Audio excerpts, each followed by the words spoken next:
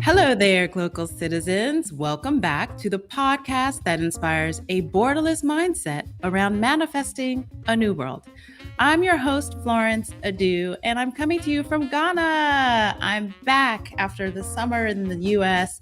I'm back to my other native, and it's hot, and it's humid, and it's lovely, and here we are. My guest is halfway across the world on another continent. He is currently a visiting professor at the University ICESI, Centro de Estudios Afro-Diasporos.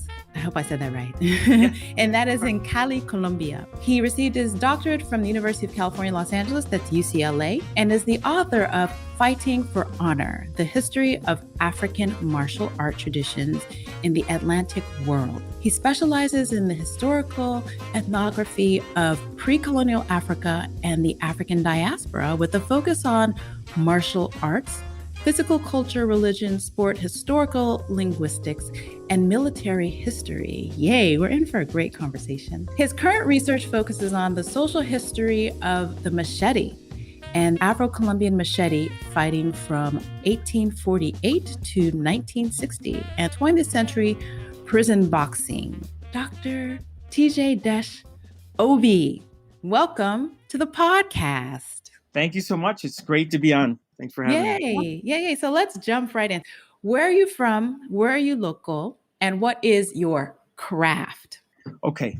I'm originally from West Africa, Nigeria, Liberia, but I grew up in the Midwest in the United States, but I've moved around so much. So right now my local is in Quindío, Colombia. Quindío? Yes. Okay. And where is that? Like people know Colombia, they know Cartagena, they know Medellin. Where is Quindío? So Quindío it's about 2 hours north of Cali, Colombia. Okay. So the university that I was based at is in Cali, but I wanted to move out to more rural areas.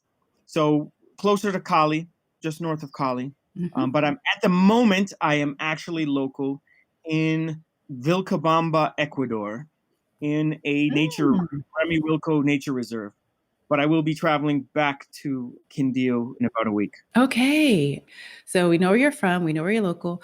What is your craft? My craft is martial arts. So yeah, my focus is martial arts has been my passion.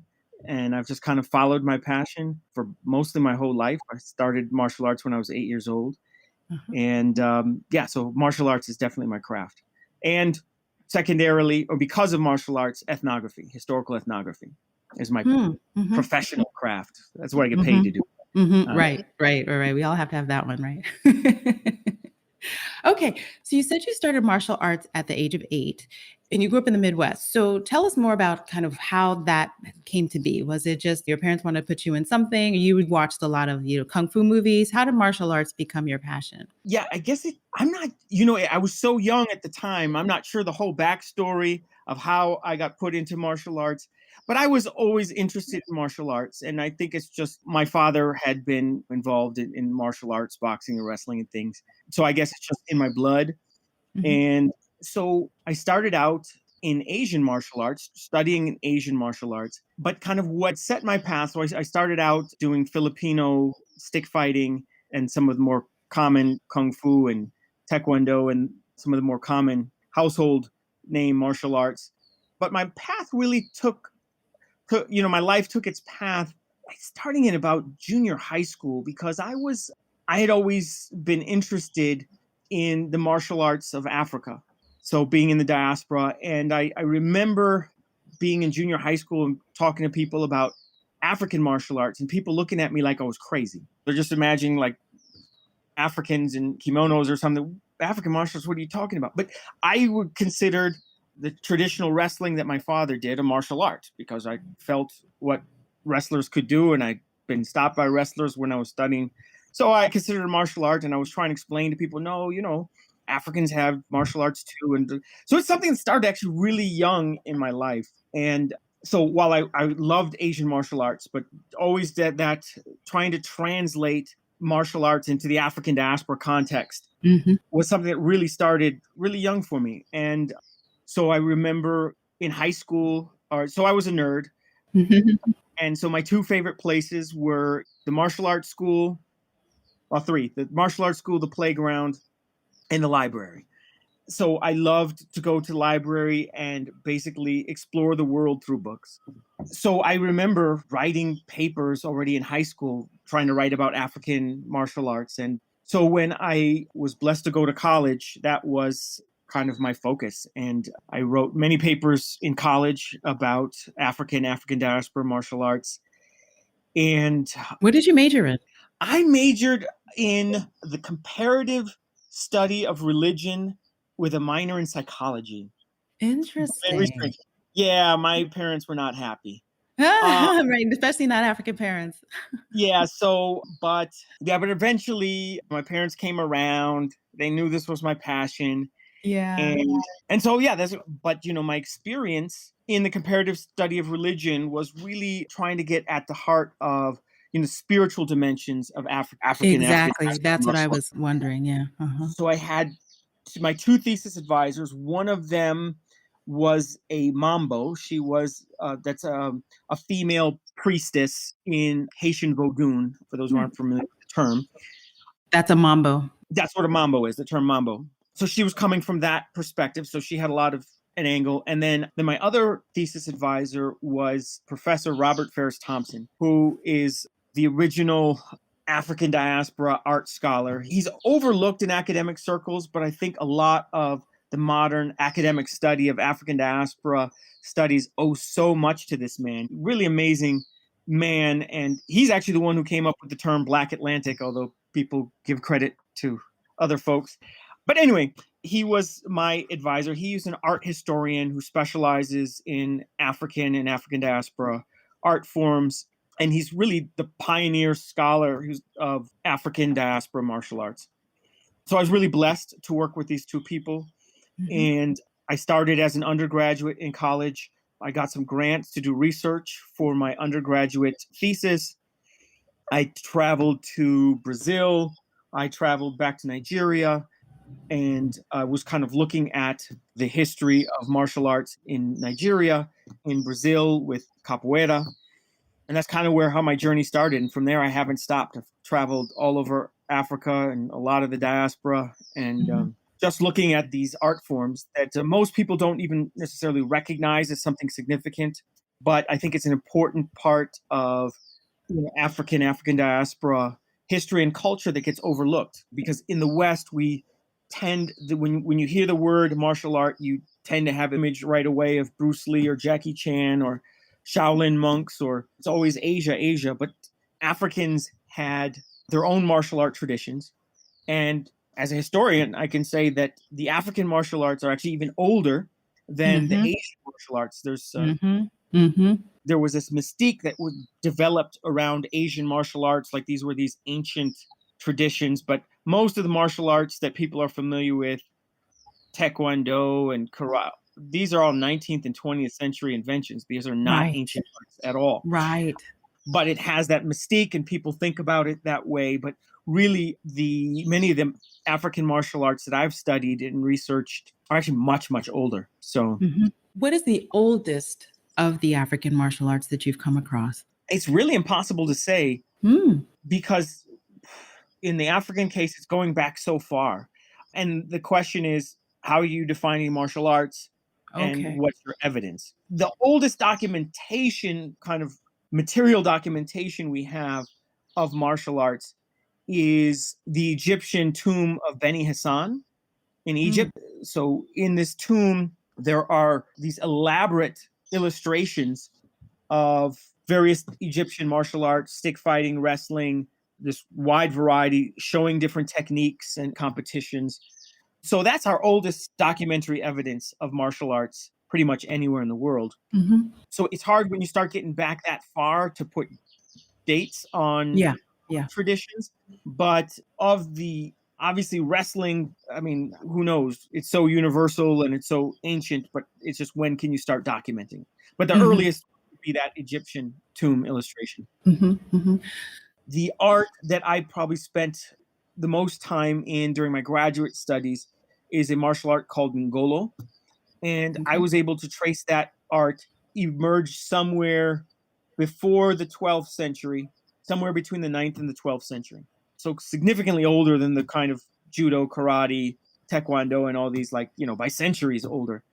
Right. And that I'm able to date because of not from written records, but through historical linguistics. So, which is historical linguistics is a really fascinating methodology that is kind of has really been really exploded by scholars of African history, because for many, well, there's two, for many places in Africa, we just don't have ancient historical writings. So how do we know about the history of Africans before we have written records? Now, first of all, one myth we have to like kind of eliminate is that Africans didn't have writing systems. So there were plenty of writing systems.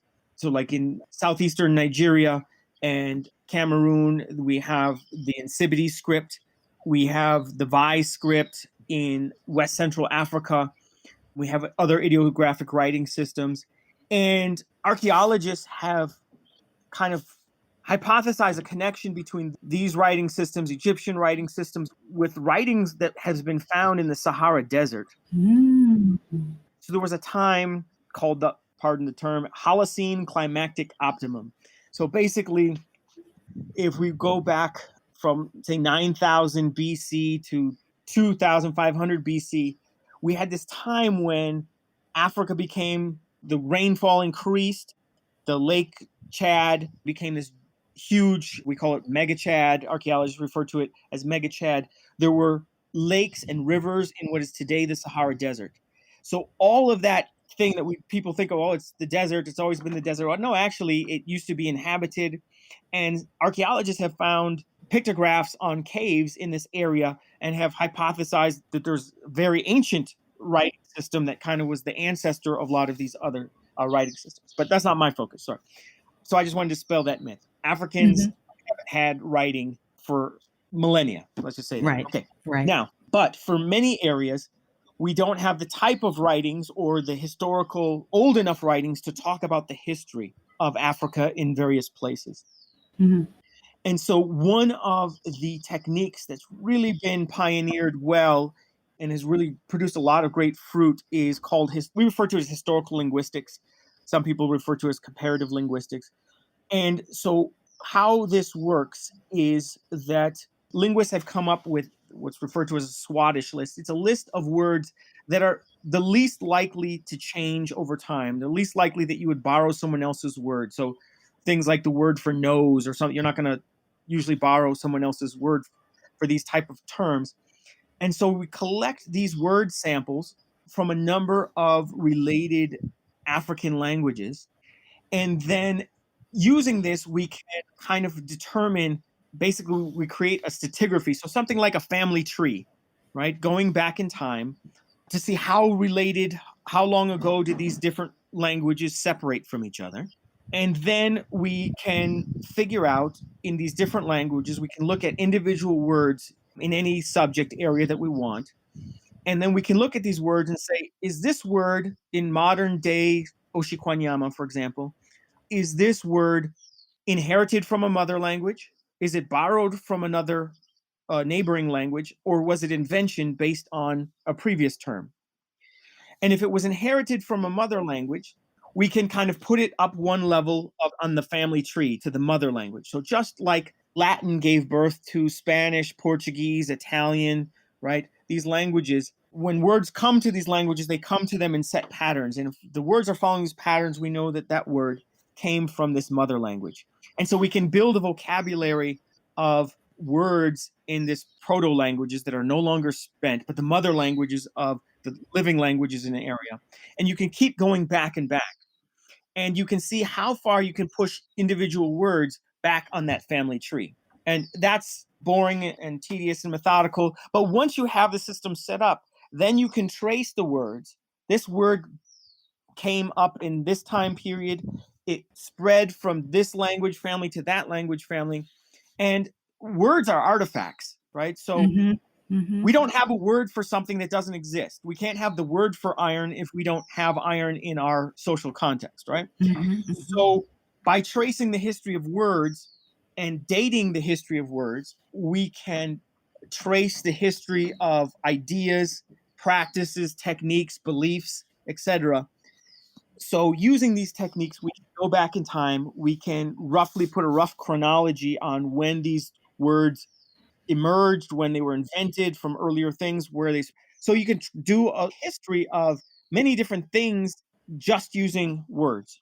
So there are two pioneering scholars in this field. One was Jan van Sina, and the other is Christopher Ehret, and they have been able to really write dynamic and vibrant histories of Africa based only on, or primarily on, this language evidence, and then kind of marrying this language evidence with archaeology in order to get more specific dating. But it gives us general time periods. Okay, so that's ultimately how we understand martial arts being this ancient practice Yeah. that was across, and it's probably not just central to the Northern African, Egyptian, the Nile basin, but probably it spread, Oh, certainly. along the Nile like most civilization. Exactly. Well, I disagree with the concept that culture kind of came in through Egypt and then spread to the rest of Africa. That is a kind of a colonial legacy, legacy of Yes, colonial mindset. it's So what true. we know now between both ethnographic research, linguistic research, and archaeology was that Egypt was the recipient of ancient African traditions, not the mother of. So, for example, just to give you an example, because I could go for hours on this stuff, but like ironwork, okay? So scholars always assume that, oh yeah, well, iron must have come from the Middle East and then spread through Egypt. We know that's not true now, even though it's not, only scholars of African history know this stuff. But what happened is that we know that number one, we know that Africans had different techniques of crafting a smelting iron. And we know archaeologically that we can find iron in Central Africa half a millennium before we have any evidence for it in Egypt. So we know it didn't come through Egypt. And because the technique from ethnographic research, because the technique is significantly different, not only is African ironworking in the central part of Africa older than in Egypt, we also know that Africans were producing carbon steel much earlier than in the rest of the world. So by 1000 BC, Africans were smelting carbon steel because of a technique called preheated draft. So they heated the air before the air went into the furnace. This caused for much higher furnaces than in the Middle East or Europe. And the European patent for preheated drafts wasn't issued until 1823. So millennium before the Europeans came up with the patent for this, Africans were producing carbon steel. So again, sorry, not to be No, that's a great but it's just, example. as a scholar of Africa, we have to constantly work at kind of undoing this colonial mindset that we all suffer with. Right. And establishing the narrative, which is what I enjoy about this work and about doing this program, is that I get to speak with people who are at the foundation of changing the narrative about our global citizenship and what's going on around the world. So let me take a pivot and ask you, because you said you're in the forest in Ecuador and it looks so peaceful there. Yes, So beautiful. tell us, how did you come to be living and working and playing where you currently live and where you currently are? How did you find your way to Colombia? Yeah, so it was a circuitous journey. I was researching African derived martial arts in Haiti, and I was studying a Haitian martial art called tire machete, which is a stick and machete fighting art that was used during the Haitian Revolution and still widely practiced in a few areas of Haiti.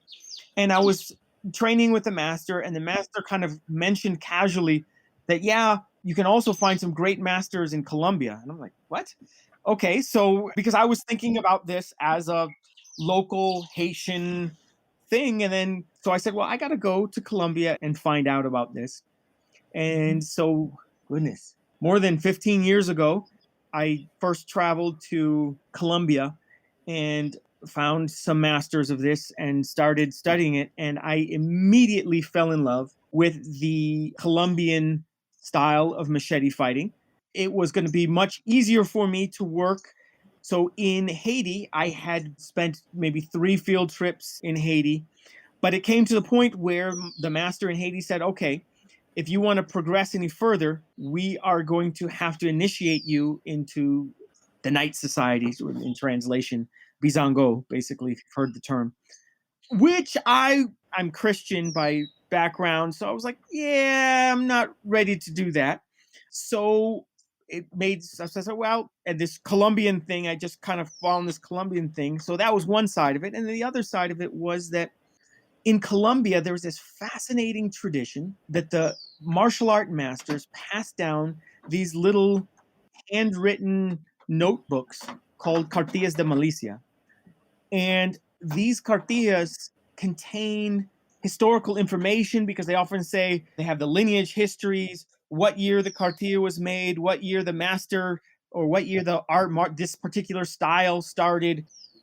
And so it, as a historical ethnographer, I was like, wow, this is a gold mine. Because first of all, no scholars have ever, didn't even know this. You wouldn't know this exists because masters of this art are very secretive about this. They will deny it even to their students. They're very hush hush. It's only when you certain level of training that they will open up to you about the cartillas and let you look at them and things like that. Usually only when you become a graduate of the academy, traditionally.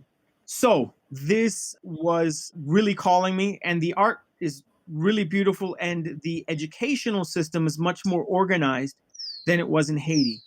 So it just seemed to me like a natural time to transition from Haiti to Colombia. Mm-hmm.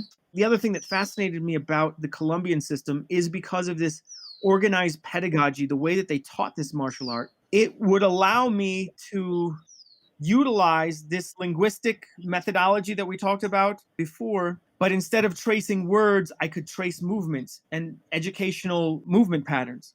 And so I started on this path of trying to document and save the Afro-Colombian martial art. Now, a lot of the martial arts that I've studied, I'd say the vast majority of them are endangered arts, right? There's some arts in Africa, like Senegalese wrestling and Hausa boxing. They're not going anywhere. They're big money. They're whatever. They're mainstream. But the vast majority of arts are dying out. People are not interested. Local people don't always see the value in them. And so they're dying out. And that was definitely the case with the Afro-Colombian martial arts. And so there were still, basically, so what happened is that in the 1950s, there was a civil uprising, I don't know exactly what to call it, where different political factions kind of went to war. But instead of meeting in armies, it kind of came down to the village level where you had basically like local feuding. It was terrible. It was referred to as la violencia, the violence, because it was so violent. People were massacred. It was horrible. Yeah, it was really ugly period in Colombian history. And as a result of that, in some places, the authorities started to crack down on the academies, the schools that taught these martial arts, because people would be like, okay, you killed my uncle, so I would go to one of these academies, learn the martial arts so I could go and get revenge on you. And then one of your relatives would go find another master of a different style to beat my It was like out of the Hatfields and the McCoys meet Chinese Kung Fu movies. Yeah, sounds like in the Afro-Colombian martial arts, we can refer to them kind of collectively, the style of martial arts, as grima, but there are multiple styles, like in Kung Fu movies. Mm-hmm. And so certain styles have different characteristics that give them strengths against one style, but disadvantages against another style. So people literally were like jostling these different styles. There became kind of like an economy of combat where, okay, you're learning that style, so I'm going to learn something else to defeat you. And it's just out of Kung Fu movies. So, but the problem was that meant that all of the living masters who were graduates of the academies were now in their 70s, 80s, and 90s and above. And there were no younger masters to carry on the legacy. So in terms of the older styles of grima, masters, nobody knew they were masters. They just kind of kept hush and went on with their lives, and academies never reopened. And so kind of like as a result of La Violencia, there were only two types of grima academies that kind of remained active. One of them kind of took a sportive turn. So instead of using machetes, they based on stick fighting, and it became sportive. They came up with rules like, let's make this a sport. So, we're not rustling anybody's feathers. No one's going to come learn this to hurt another people, because it's a sport now. And so they changed the art, the way the art was played. And so there was a new branch of styles that kind of went that sportive way. And then there was another branch of Grima academies that kind of kept Grima alive, but only through performance. So they didn't actually fight anymore, but they kept alive educational choreographies, put them on stage, put them to music, used them, kind of theatrically on stage, and became performance groups. Those are the only two, and both of those in a very localized area and the other in a very localized area. For the rest of Colombia, Grima was basically a dying art. And so in order to find masters, I would have to go village by village, and eventually came to the point where I could look at how someone walked and have a sense like, yeah, that guy knows something, and try and approach them in this really slow process, because you have to build up trust. So to give you an example, one of my current masters, Mestre Mario, when I first went to his house and to talk to him, he said, "No, who told you I know about that? You're crazy. I don't know anything about that. I've never heard of that. You're mistaken." I went back with people, the person who told me that he knew, and he was like, "Oh yeah, I may have played once or twice, but I was just instinctive. I was just playing around. I wasn't." So I had to start visiting his house, befriending his children and his wife, and bringing gifts. 2 years later, he opens up, "Yeah, okay, I'm a master." 2 years. 2 years later, then, and he said, "Okay, I'm a master of these three arts," one of which I was interested in all of them, but one of them was especially. But he said, "Well, I can't talk to you about that art until you first master this art." So he kind of put me through the ringer. So it was 2 years till he opened up. Then he started training me, but he wouldn't train me in the art that I was really wanted to interview him about, and he wouldn't even talk about it until I had mastered the first art, because he wanted me to learn in the order he learned. So there I was. So I would be traveling to his house. He closed the door behind closed doors in his backyard, starts swinging machetes at me. And, and I'm almost done with that first art, but it's just slow. And it's taken me quite some time to get to where I'm at with him. And with almost all the masters, not all of them, there've been in these two areas that I mentioned, one, the community where there was a sportive version that emerged, and the other where the performative, those two groups that were open quickly. But for the rest, it's really been research at the speed of trust, which in a place like Colombia is slow. So it's been a slow journey, but I don't regret it at all. It's really finally coming together. I've worked out the history of when different styles emerged, and trying to place them in the context of Black people in Colombia at that time. And so it's finally coming together as a history, but it's been a slow going. So you teach at the same time as you're researching. And Yes. So would you consider yourself a master yet of any specific martial art? And are you teaching more the academic side, or are you teaching also on the martial arts side? I am not teaching on the martial arts side at the moment. I had some students for a while, but I graduated from a number of styles and I got a mastership level in one of the styles. But right now, my money comes from being a university professor. So that's part of the reason why the research has been slow, because I've been coming during my summers to Colombia for a long time. And then about 3 years ago, I kind of became based here in Colombia. First, I got in a Fulbright scholarship to conduct my research. And then I got this position at the Center for Afro-Diasporan Studies in Cali. And then I got a smaller grant. And then the pandemic hit.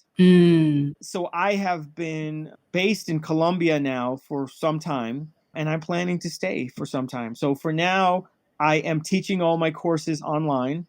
And this has been the silver lining. Like everybody, the whole pandemic has been awful. I got sick. I've lost people. So it's been horrible. So I'm not making light of it. It's really been a horrible thing. But at the same time, you also got to look for the silver linings to keep your sanity. And this has been one of the silver linings, is that I can be traveling during this time. And hopefully I will continue to be teaching online for some time. I was planning to get back to West Africa and do some more work on the African side, which is kind of the last component for me. I had gotten a grant to visit 4 places in West Africa to do some research on the African side of where some of these traditions are coming from and see how much of the African legacy is still visible in the Mm. traditional Colombian Mm-hmm, mm-hmm, arts. mm-hmm. But clearly, the foundational styles of Grima are all based on African martial art traditions. Okay. Okay. So I want to put a pin in that because I want to get to your book. Before that, I want to ask you my Glocal Speak question, which is, what do you hear? We want to hear what you hear. So I ask you to share a word, a phrase, or a saying that is a meaningful part of your local experience and why or how you came to value it as Glocal Speak. So there's a phrase that resonates is arrieros somos y en el camino nos encontramos. Yeah, let's go with that one. Okay. So basically it's just saying that arrieros, saying we are arrieros, and arrieros, these were the people who took goods from one place to another, usually by mule. So in the colonial context in Colombia, there were 2 means of transport. The first was the bogas, which were African boatmen who, kind of using traditions, canoe building and sailing traditions from West Africa, became initially, these in the colonial period, they were enslaved, but they were boatmen like you would have seen in the Niger Delta, or so they were in charge of transport via the major rivers. And then once goods or people arrived at the point along the rivers, then goods would be carried by arrieros across land. And so this saying is kind of saying basically we're all journeyers and we cross each other on the path of life, basically. And that resonates with me because I am, what the Yoruba call amanozozo, a wandering child, because I just go where my passion takes me, and that's wherever I am, that's where I'm at. So that expression kind of resonates with my life experience, just having moved around so much, but just keeping the long-term journey in mind and Nice. I like that. going where So you're say it at. again.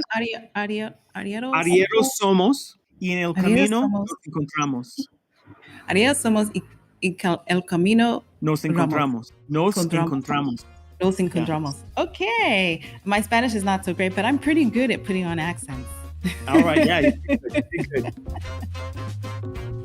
Thanks for joining us for part 1 of my conversation with TJ Desch-Obi.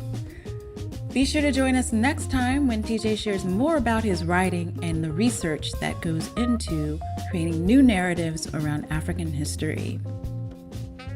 As always, you can catch us with a new episode each and every Tuesday at www.glocalcitizenspod.com and wherever you get your podcasts. Be sure to share, like, subscribe, write us a review, particularly on Apple Podcasts.